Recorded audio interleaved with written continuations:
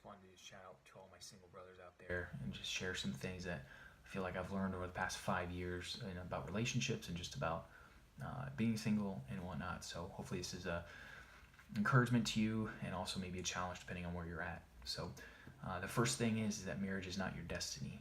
God hasn't called you to be married. That's not what He's the be all end all of your life that He has for you. You've got a purpose and a calling that He's got for you that only that He wants you to accomplish and to do. And as you walk with Him, He'll continue to reveal that. But being married is not in itself your destiny, and that if it was, then the day after your wedding would be pretty disappointing, because then it would be all downhill from there. You've already reached the pinnacle of your life, and it's kind of it. We know that's not the case. Just like it's not the case for your wife. You both have a calling, in where she can amplify yours and encourage you and champion yours. You'll do the same with her. You'll encourage her, empower her, champion her to continue to pursue that. And they may look very similar. They may look a little different, but regardless, your marriage itself isn't what you're called to. So the second thing is two halves don't make a whole. All right, point 5. I like to look at relationships as something that amplifies what's in your heart. It doesn't heal your heart. If you're talking about a marriage, it's going to amplify what's in there. It's not going to heal it.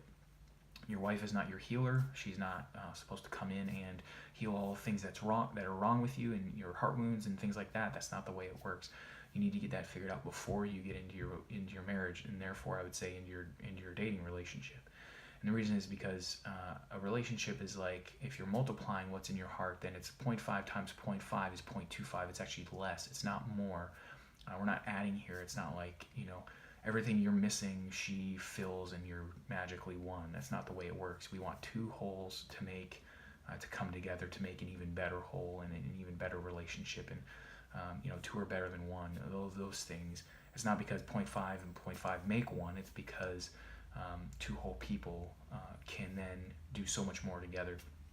So that's what the marriage is supposed to be, to become, and God's intention is for. The third thing is that if you're spending more energy pursuing a relationship and trying to figure out who to date or how to date them, and or you're sulking about how you don't have anybody with you and you're lonely, if you have more energy and more mental energy into that and effort into that than you do in your pursuit of Christ, then that's an indicator that you're probably not ready to date anyways. Because we know God's supposed to be number one. He's supposed to be first, and that's pre-date, during dating, and marriage. Like, during a whole timeline, He's supposed to be it.